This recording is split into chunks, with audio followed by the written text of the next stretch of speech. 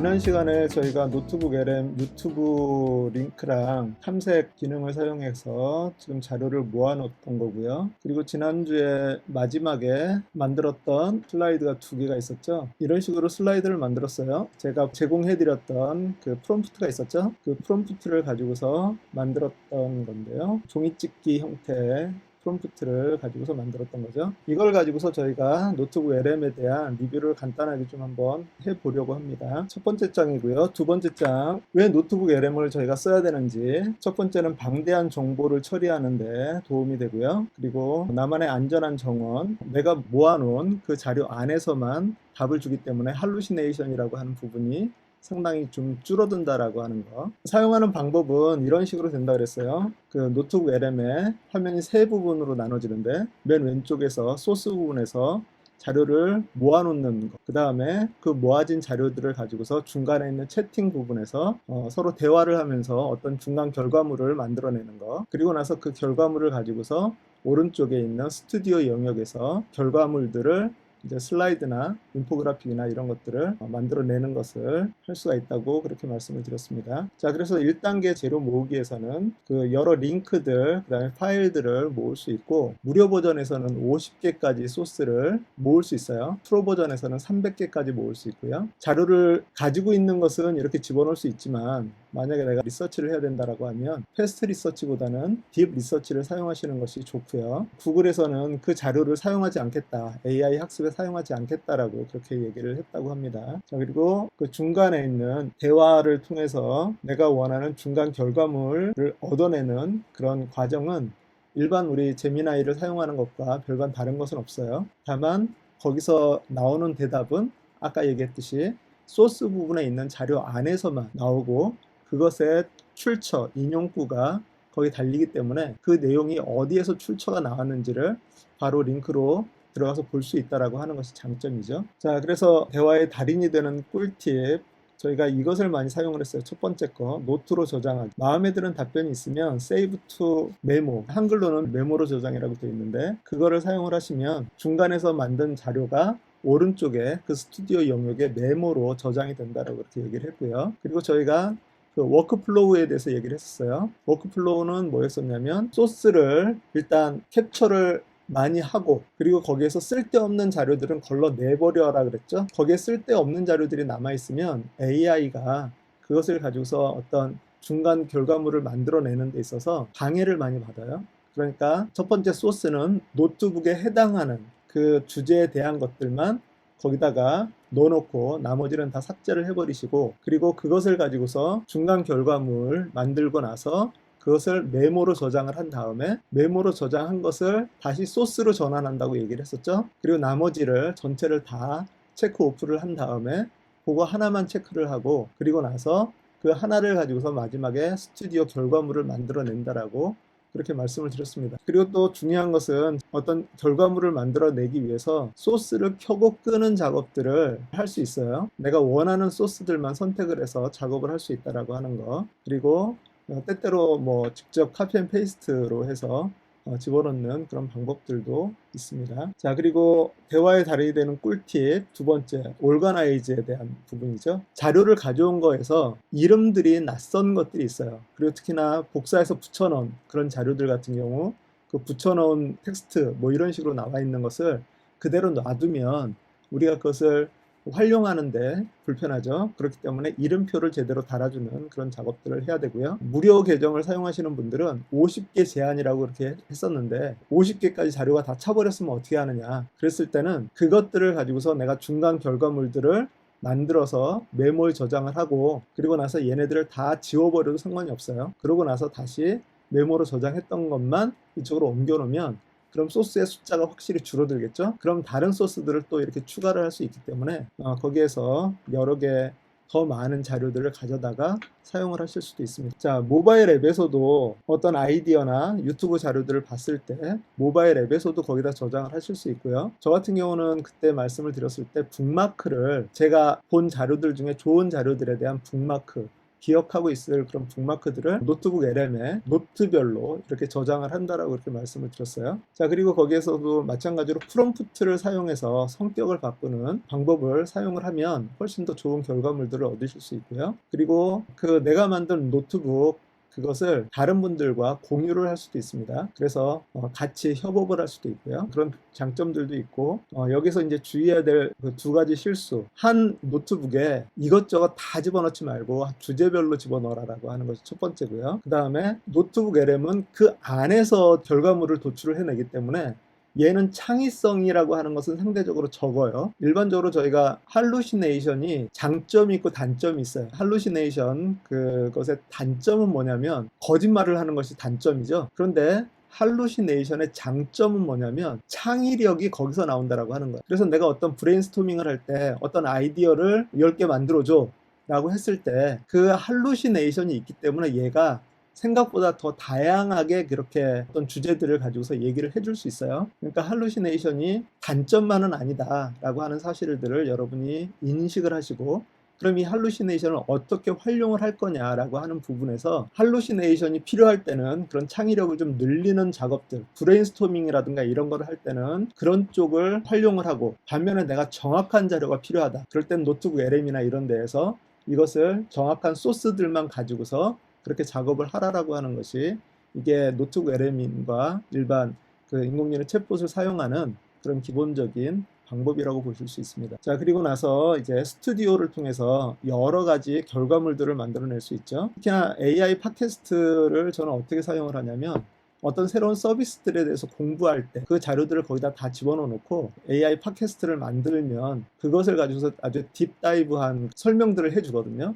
그래서 그 프로그램이나 그런 서비스들을 이해하는데 도움이 상당히 많이 되는 것이 저에게는 이제 이 AI 팟캐스트입니다. 자, 그리고 비디오나 인포그래픽, 프레젠테이션, 그리고 마인드맵 보고서, 플래시카드, 퀴즈 이런 것들을 통해서 공부를 하는데 상당히 많은 도움들이 되고 있고요. 특히나 마인드맵 같은 경우는 전체 내용의 그 구조를 이렇게 볼 수가 있기 때문에 그 마인드맵을 여러분들이 좀 열심히 활용을 하셨으면 좋겠어요. 나머지는 뭐 특별한 것은 없고요. 자, 제가 이거를 이렇게 보여드렸는데 예쁘게 만들었죠. 오늘의 주제는 뭐냐면 얘가 만드는 오타랑 이런 것들을 좀 수정하는 방법에 대해서 저희가 같이 한번 살펴보려고 해요. 저희가 슬라이드라든가 이런 것들을 만들 때 좋은 점은 뭐냐면 대충 보면 잘 만들었어요. 여러분 이거 보니까 지금 잘 만들어진 것처럼 보이죠? 그런데 이 안에도 오타가 있단 말이에요. 자, 여기 보시면 노트로 저장하기, 마음에 드는 답변은 세이브 투 노트로 핀을 꽂아두세요 라고 했는데 꽂자가 틀렸어요. 지읒 받침인데 치읒 받침이에요. 중요한 것은 이게 여기서는 지금 하나가 오타가 났는데 어떤 경우는 슬라이드마다 이렇게 오타가 나는 경우가 있고, 무엇보다도 인포그래픽의 경우는 오타가 나는 그런 그 경우들이 많이 있어요. 그래서 오늘은 그런 오타가 난 것들을 어떻게 좀 수정을 할 수 있을까, 그것을 한번 살펴보도록 하겠습니다. 자, 슬라이드를 만든 다음에 여기 위에 보시면 여기 수정이라고 하는 버튼이 있어요. 그래서 이 수정이라고 하는 버튼을 통해서 우리가 슬라이드의 내용을 수정을 하실 수가 있습니다. 여기서 수정은 글자도 수정을 할 수 있고요. 슬라이드의 전체적인 레이아웃이라든가 이런 것들도 수정을 할 수 있어요. 그래서 이것이 하나의 인공지능 그런 서비스다라고 생각을 하시면 되고요. 그런데 수정하기가 그 궁극의 방법은 아닐 수 있어요. 그렇기 때문에 저희가 이 다음 순서들도 있으니까 한번 살펴보도록 하겠습니다. 일단 여기에 내가 원하는 부분에 가셔서 보시면 지금 이 부분을 이제 그 수정을 하려고 그래요. 그랬을 때 수정 버튼을 누르시면 아래에 이렇게 창이 뜹니다. 자, 그러면 여기에서 수정할 부분에 대한 내용을 적어주시면 되는데 이것을 적을 때 정확하게 포인트를 해주셔야 돼요. 왼쪽 세 칸 중 첫 번째 칸, 세 번째 줄에 꽂아두세요를 꽂아두세요로 정해줘. 이런 식으로 위치가 어디 있는지 그 부분에 대한 내용이 뭔지에 대한 것을 정확하게 얘한테 지정을 해서 그렇게 수정을 해달라고 그렇게 이야기를 해야 됩니다. 자, 이렇게 해서 여기 밑에 오른쪽에 보면 새 자료 생성이라고 하는 버튼이 있어요. 이거는 요거 한 페이지를 만약에 수정을 하면 여기 페이지에 이렇게 표시가 돼요. 그래서 여러 개를 만약에 내가 수정을 한다 라고 했으면 다 같이 뭐 예를 들어서 여기에서 분홍색 배경을 주황색으로 수정해줘 뭐 이런 식으로, 그럼 이제 두 개가 수정권이 나오겠죠. 그러고 나서 새 자료 생성이라고 하는 이 버튼을 여러분이 클릭을 하시면 그럼 얘가 새로 만들어요. 기존에 있는 자료를 놔두고 하나를 새로 만들어서 수정본을 여러분들한테 제공을 해줍니다. 만약에 수정할 내용이 많지 않다면 그러면 빨리 되고, 그러지 않고 수정할 내용이 많다면 시간이 좀 걸리죠. 자, 그런데 이제 제가 해보니까 이것에 장점이 있고 단점이 있어요. 얘가 웬만하면 대부분 수정을 해줘요. 그런데 문제는 뭐냐면 수정을 할 때마다 제가 봤을 때는 기존에 있던 그 그림들의 퀄리티가 약간씩 좀 약해지는 것 같아요. 떨어지는 것 같아요. 그렇기 때문에 가능하면 원본 상태를 사용을 하시고, 첫 번째 버전의 이 방법을 사용을 하시고, 그리고 나서 수정을 해야 될 것들을 어쩔 수 없이 수정을 해야 되니까, 그랬을 때는 그런 것들도 조금은 감안을 하시고 수정을 하시면 되겠다라고 하는 겁니다. 여기 다 나왔네요. 자, 한번 어떻게 고쳐졌는지 한번 보도록 하죠. 얘가 요것은 잘 못 고쳤네요. 이게 너무 디테일한 글씨고 복잡한 글씨라서 얘가 그것을 잘 못 고친 것 같아요. 대신 얘는 주황색으로 바꿔달라 그랬더니 그대로 주황색으로 바꿔줬어요. 자, 이런 식으로 수정을 할 때는 어쨌든 수정하기 버튼 누르시고 정확한 위치 그리고 그 내용을 정확하게 기재를 해주시면, 이게 우리가 봤을 때는 전체적으로 그냥 한눈에 보이지만 컴퓨터의 입장에서 봤을 때는 이것을 다 원래 점점점으로 이렇게 구성을 해서 만들어요. 그렇기 때문에 얘네들은, 우리는 이것을 글씨로 인식을 하지만 얘네들은 이것을 글씨로 인식을 하는 게 아니라 그림으로 인식을 해요. 글자도. 그렇기 때문에 이 글자를 잘 표현하도록 하는 것은, 조금 이따 잠깐 나오긴 하겠지만, 잘 표현하도록 하는 것은 상당히 얘네들한테는 어려운 부분이에요. 근데 영어로 되어 있는 것들은 웬만큼 대부분 다 완벽하게 구성을 하는데 한국어 부분에서 약간씩 이렇게 틀어지는 그런 부분들이 있어요. 오늘 가장 먼저 좀 같이 나눠보고자 하는 것은 뭐냐면 바나나 NL입니다. 노트북 LM을 배우면서 바나나 NL을 배우는데, 자, 이것은 뭐냐면 저희가 지난 시간에 제가 프롬프트들 여러분들한테 보여드렸었어요. 슬라이드 프롬프트 모음이라 그래가지고 여기 열어보시면, 자, 요런 스타일의 그림은 요렇게 프롬프트를 쓰면 된다. 요런 글래스 모피즘 같은 이런 스타일의 그림은 요런 식으로 그 프롬프트를 집어넣으면 된다. 그리고 여기 종이 찍기 같은 요런 거는 이렇게. 자, 제가 이거 세 가지 프롬프트를 여러분들한테 제공을 해드렸는데, 이 소스들이 다 어디서 나왔냐면 바로 여기 바나나 NL이라고 하는 데서 나왔어요. 자, 이제 바나나 NL을 여러분 같이 한번 설치를 해보도록 할 거예요. 저희가 지난 시간에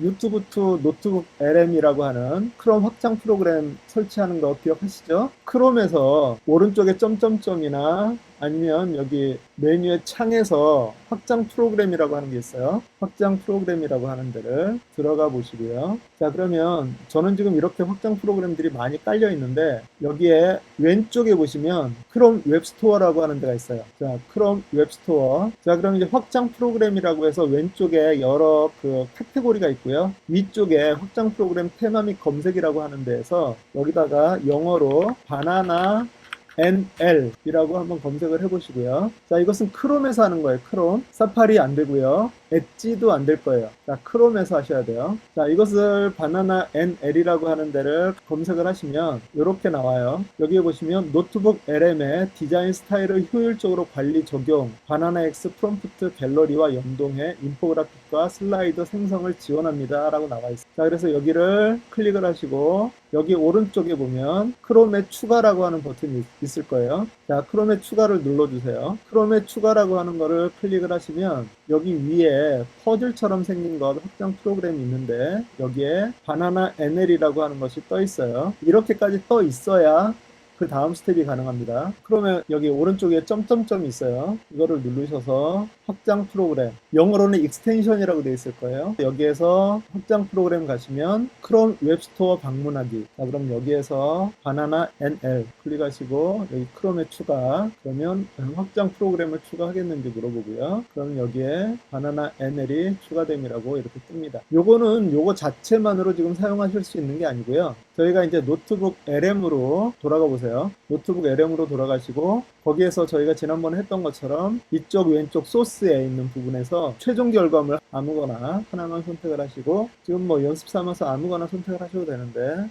하나만 선택을 하시고요. 그리고 그 상태에서 오른쪽에 스튜디오에 가시면 슬라이드 자료가 있는데 이것을 바로 누르지 마시고 옆에 있는 펜슬이 있다 그랬죠? 펜슬을 클릭을 하시면 그러면 이제 여러분이 못 보던 것이 여기 하나가 생겨 있습니다. 밑에 보면 바나나 NL이라고 하는 것이 하나 생겨 있어요. 바나나 NL을 누르시는데 자, 누르시기 전에 여기 바나나 NL 옆에 보면 국기가 있어요. 국기가 있는데 여러분이 한글로 만들기를 원하시면 여기에 태극기가 있어야 돼요. 지금 몇 가지 국기가 나오는데 영어, 중국어, 일본어, 한국어 이렇게 있거든요. 그래서 여기 태극기가 나와 있어야 됩니다. 그래야 한국어로 작업을 하시는 것이 더 수월하게 돼요. 여기 바나나 NL이라고 하는 것이 떠 있어야 되고요. 만약에 내가 설치를 했는데 여기 안 뜬다.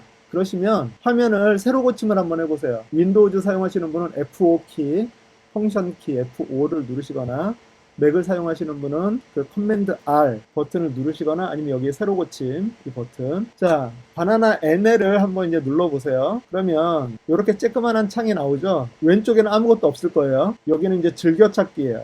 여기에 즐겨찾기. 그다음 여기 위에 메뉴가 3개가 있어요. 여기에 뭐 일본어로 써져 있는 메뉴가 3개가 있는데 그 중에 왼쪽 거는 즐겨찾기라고 생각하시면 돼요. 여러분이 쓰셨던 것들을 여기다가 저장이 돼요.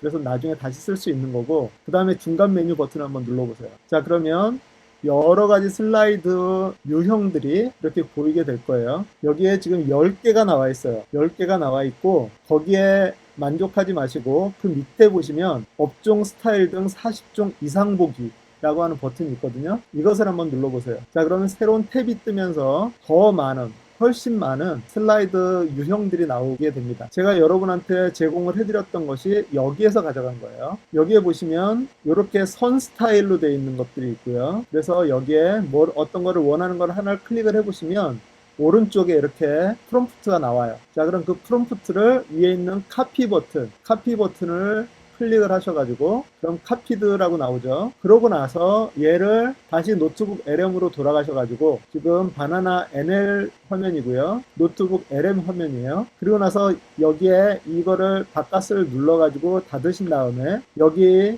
프롬프트 넣는 곳에다가 붙여넣기 를 하시면 이렇게 붙여 넣어줘요. 자, 그러면 여러분은 내가 선택한 이 소스를 이런 스타일의 슬라이드로 만들겠다라고 지금 지정을 해 주신 거예요. 자, 그리고 나서 여기에서 위에 한국어, 그 다음에 뭐 자세한 자료, 발표자 슬라이드 원하시는 거 선택을 하시고요. 그리고 생성을 누르시면 그러면 그 유형의 슬라이드를 얘가 이제 만들게 되죠. 그리고 몇 가지 한번 볼까요? 어떤 것들이 있는지. 아, 그리고 여기 위쪽에 보면 여기에도 all이라고 하는 거 전체가 있고요. 페이버릿, 히스토리, 레코멘데이션 뭐 이런 것들이 있어요. 비즈니스, 라이트 이런 이 각각의 주제를 여기서 그 카테고리로 이렇게 만들어 놓은 것들이 있거든요. 바탕화면이 하얀 거를 원하면 여기 화이트를 통해서 이런 것들을 사용을 하실 수 있고요. 뭐 사이버 펑크를 원하신다 이런 거. 그 다음에 지오메트릭 그리고 뭐 쭉 넘기면 카테고리가 여러 개로 나와 있어요. 상당히 많이. 바우하우스.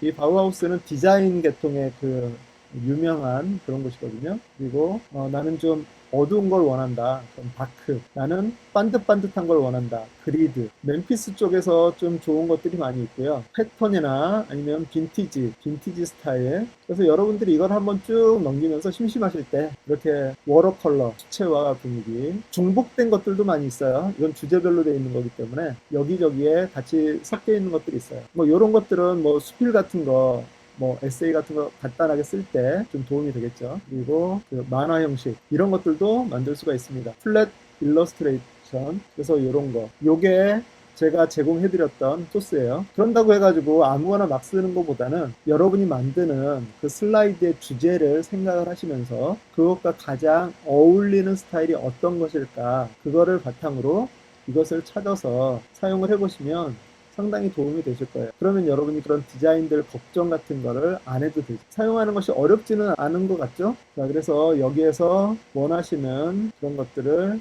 선택을 해서 사용을 하시면 되겠습니다. 자, 그리고 아까 직접 그 슬라이드에서 수정을 할 때 도움이 될 몇 가지 정보들을 좀 여기다 넣어놨어요. 한국어 오타 및 특정 부분 글자를 수정을 할 때는 좌표를 찍어주는 것이 상당히 중요하다. 어디에 있는 어떤 글씨라고 하는 것을 정확하게 찍어주는 것이 상당히 좀 중요해요. 그래서 기획안이라고 써져 있는 글씨를 최종 보고서로 바꿔줘라 라고 하는 그런 멘트. 그러니까 저희가 소스에서 아무리 잘 정리를 한다 하더라도 그 소스의 것을 슬라이드로 만들 때 정확하게 내가 원하는 그런 워딩들이 들어가지 않을 수가 있거든요. 그렇기 때문에 그런 부분을 좀 신경을 써주시면 되고요. 그 다음에 글자 폰트 및 스타일 수정하는 거. 글자 폰트도 조금 이따 잠깐 보겠지만 여기 노트북 LM에서 일반적으로 사용하는 이런 글씨체가 있어요.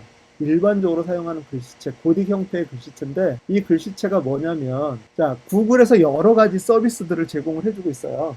그런데 그 중에서 또 가장 유용한 서비스 중에 하나는 뭐냐면 무료 폰트를 구글에서 제공을 해요. 전 세계적으로 사용할 수 있는 그런 무료 폰트들을 제공을 하는데 기본적으로 여기서 나와 있는 이런 고딕 형태 글씨는 노토산스 KR이라고 하는 그런 서체입니다. 노토산스 KR. 서체에 대한 이해를 제가 간단하게 한번 좀 말씀을 드릴게요. 자, 구글 폰트에 들어가서 한번 보시면 여기 맨 첫 번째 게 노토산스 코리안이라고 되어 있는 거예요. 노토산스 코리안이라고 써져 있는 걸 보면 여기에 코리안 대신 다른 것들이 들어갈 수도 있겠죠. 그래서 그 전 세계에 사용하는 상당히 많은 언어들의 그 글씨들을 구글에서 만들어서 기본 폰트로 제공을 해줘요. 그래서 한국어로 제공하는 것이 고딕 계열로는 노토산스 코리안이고 명조 계열로는 노토 세리프 코리안이에요. 첫 번째 세리프라고 하는 것이 뭐냐면 여기 글자에 삐침 있잖아요. 삐침. 우리 한글에 보면 그 글자 펜글씨 같은 거 쓸 때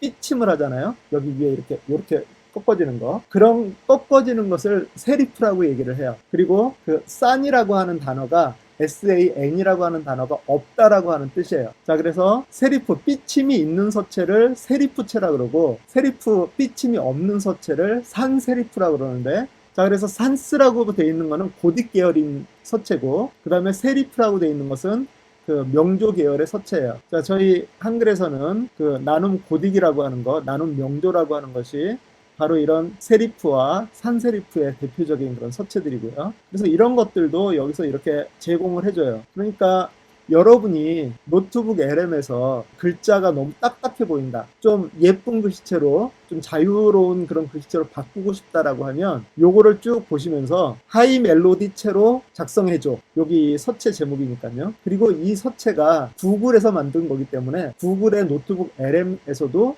이것을 사용해서 만들어요. 사용해서 만들 수 있도록 할 수 있어요. 그리고 여러분이 제미나이에서 그림 같은 거를 만들 때 예쁜 글씨체로 해줘 뭐 이런 식으로 이제 표현을 하잖아요. 그런데 예쁜 글씨체로 표현해달라고 하지 마시고 여기에 구글 폰트에 있는 서체들을 쭉 한번 보시면서 나는 여기 동글체가 마음에 든다. 그럼 이 동글체로 만들어줘 라는 식으로 그렇게 프롬프트를 집어넣으시면 여러분이 이 서체를 가지고서 사용을 하실 수도 있어요. 자, 그리고 아까 얘기한 것처럼 그 기본적으로 노트북 LM에서 사용하는 이런 글씨체는 아까 말씀드린 것과 같이 노토산스 코리안, 노토산스 KR이라고 하는 이 서체예요. 그래서 여러분이 만약에 이것을 내가 직접 수정하고 싶다. 조금 이따 이제 수정하는 걸 저희가 같이 좀 살펴볼 텐데요. 그러려면 요 서체가 있어야 돼요. 요 서체가 여러분의 컴퓨터에 깔려져 있어야 돼요. 자, 그래서 이 노토산스 코리안이라고 하는 서체를 클릭을 해보시면 여기에 그 서체에 대한 설명이 쭉 나오고요. 특별히 이 서체는 이렇게 가는 서체부터 두꺼운 서체까지를 세트로 제공을 해줘요. 자, 그래서 여기 위에 보시면 Get Font라고 하는 버튼이 있어요. 그래서 이 Get Font라고 하는 이 버튼을 클릭을 하시면 여러분의 컴퓨터에 이 서체가 설치가 돼요. 방법 한 번만 설치를 해놓으면 그 다음부터는 계속 사용하실 수 있으니까 이거는 지금 한번 설치를 해보시는 것도 좋을 것 같아요. 크롬 창에다가 그냥 구글 폰트 이렇게 검색을 하시면 그냥 바로 이렇게 나와요. 구글 폰트라고. 그래서 요거 클릭을 하시면 아까 보셨던 그 창이 나오는데 여기에는 지금 다른 나라 언어까지 다 포함이 되어 있거든요. 그러니까 여기 위에 서치에서 코리안이라고 검색을 하시면 이렇게 한글 글씨체들을 쭉 보실 수가 있습니다. 여러분들이 이 글씨체들을 사용해서 그 제미나이나 노트북 LM이나 어디서든지 구글 관련된 서비스에서 사용하실 수 있다라고 하는 거예요. 자, 그래서 이 글자 스타일 수정은 그런 식으로 뭐 굵게 해줘 아니면은 세리프, 산세리프라고 아까 말씀드렸죠. 고딕 계열 아니면 명조 계열로 바꿔줘 뭐 이런 식으로 여기 샘플 이렇게 해놨으니까요. 글자를 2포인트 키워주고 줄 간격을 넓혀줘 가독성이 좋게 그렇게 표현해줘 뭐 이런 식으로 여러분이 프롬프트를 넣으시면 아까 그 수정하실 때 사용하시면 되겠고요. 그리고 이런 경우가 있어요. 어떤 제품 사진을 여기다가 슬라이드에다 집어넣고 싶다. 그런데 제품 사진을 얘네들이 직접 갖다가 집어넣어 주진 않거든요. 얘네들이 만들어서 집어넣어 주죠. 그러면 그것이 그 제품 사진이 아니기 때문에 그 자리는 차라리 비워놓고 나머지 부분만 만들어 달라고 그렇게 얘기를 하실 수도 있어요. 그래서 실제 사진의 그 여백을 모든 제품 속의 슬라이드의 오른쪽 40% 영역은 실제 사진을 넣을 수 있도록 완전히 비워두고 그 왼쪽 영역만 설명을 배치해 달라. 이런 식으로 프롬프트를 넣어주시면 그 부분은 비워놓고 작업을 하고요. 만약에 얘가 안 비워줬다 그러면 슬라이드 수정하기 거기 들어가셔가지고 그 왼쪽 부분은 비워줘, 오른쪽 부분은 비워줘, 가운데 부분은 비워줘, 뭐 이런 식으로 그렇게 명령을 해주셔도 될 것 같습니다. 그리고 또 많은 분들이 이렇게 슬라이드를 다운로드를 받고 나서 여기 밑에 노트북 LM이라고 하는 것을 거슬려 하시는 분들이 또 있어요. 그래서 그런 것들을 도와주는 사이트를 제가 여기에다가 2개를 넣어놨습니다. 노트북 LM 슬라이드 덱 PDF 워터마크 리무버 라고 하는 사이트가 하나 있고요. 그리고 그 밑에 보시면 슬라이드 수입라고 하는 그런 사이트가 있어요. 자, 이것은 제가 한번 직접 보여드리도록 할게요. 자, 먼저 슬라이드 수입이라고 하는 사이트가 상당히 간단해요. 여기 노트북 LM에서 여기에 점점점을 누르시면 다운로드가 있잖아요. 그래서 PDF로 다운로드를 하신단 말이죠. PDF로 다운로드를 하면 이제 다운로드가 됐다라고 이렇게 나오고요. 자, 그래서 이 파일이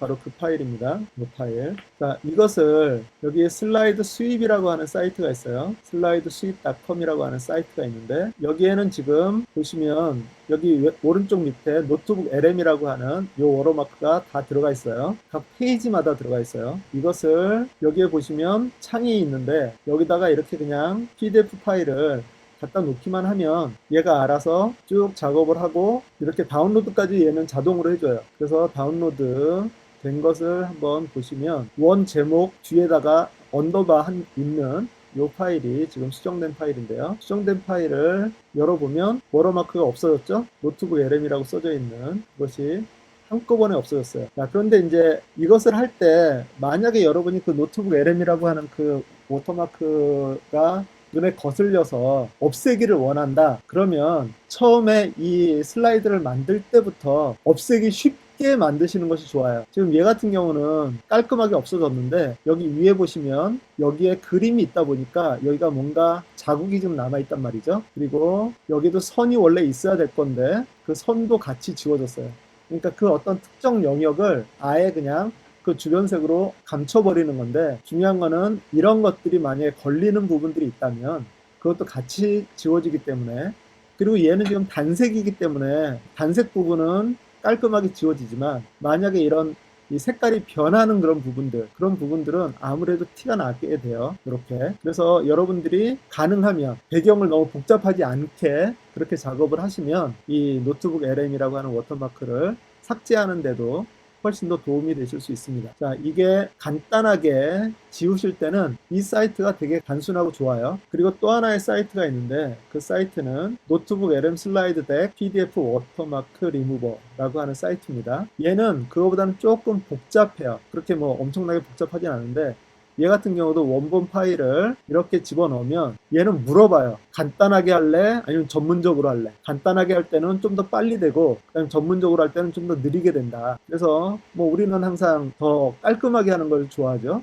그래서 프로로 이렇게 선택을 하시면 참고로 다 무료입니다. 무료인데 기능만 프로라고 하는 거예요. 그리고 나서 스타트 리무빙 워터마크라고 하는 버튼을 누르시면 이제 하나씩 지워 나가고 다운로드를 하라고 하는 버튼이 생겨요. 그래서 다운로드를 누르시면 그럼 얘가 다운로드를 이렇게 클린이라고 하는 제목을 붙여가지고 해주는 것을 보실 수 있습니다. 그래서 그것도 한번 얼마나 퀄리티가 좋은지 한번 보시면 여기에 걸린 거는 어쩔 수 없이 못 지웠고요.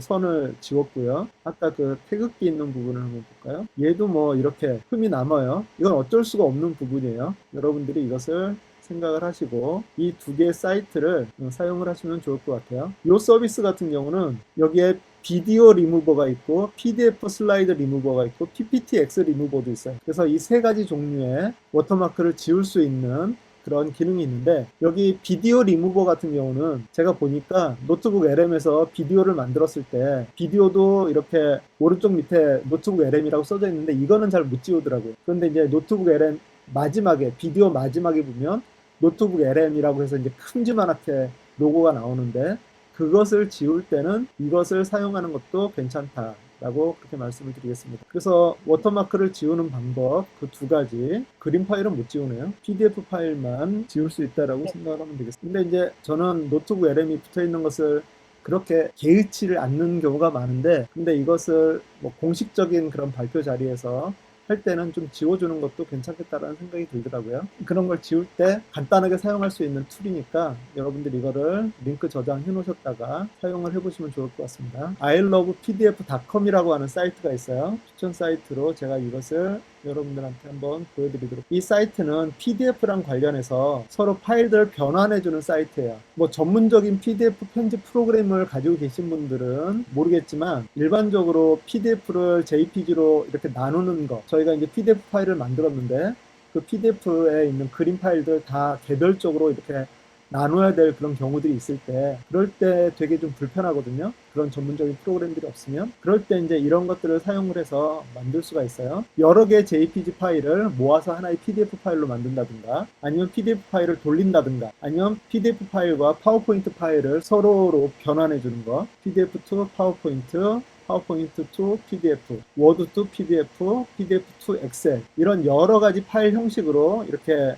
변환해주는 그런 작업들을 할 수 있는 사이트가 ilovepdf.com이라고 하는 그런 사이트예요. 그래서 이 사이트를 하나 가지고 계시면 여러분들이 PDF를 다룰 때 좀 도움이 많이 되실 거예요. 특히나 지금 저희가 하려고 하는 것 중에 하나가 이 PDF나 PPTX를 가지고서 뭔가 다른 작업들을 하려고 하는데, 그런 것들을 할 때 좀 도움을 받을 수 있는 그런 변환 툴을 제공하는 사이트가 여기다라고 하는 거. 그래서 이것도 함께 링크 달아두시고 사용을 하시면 되겠습니다. 그래서 워터마크 제거하는 두 개 사이트, 그 다음에 구글에서 제공하는 무료 한글 폰트 사이트, 그리고 ilovepdf.com 그 사이트, 그리고 아까 그 바나나 NL이라고 하는 그 확장 익스텐션, 요 링크들은 꼭 기억하고 계시면 여러분이 많은 도움을 받으실 수 있을 거예요.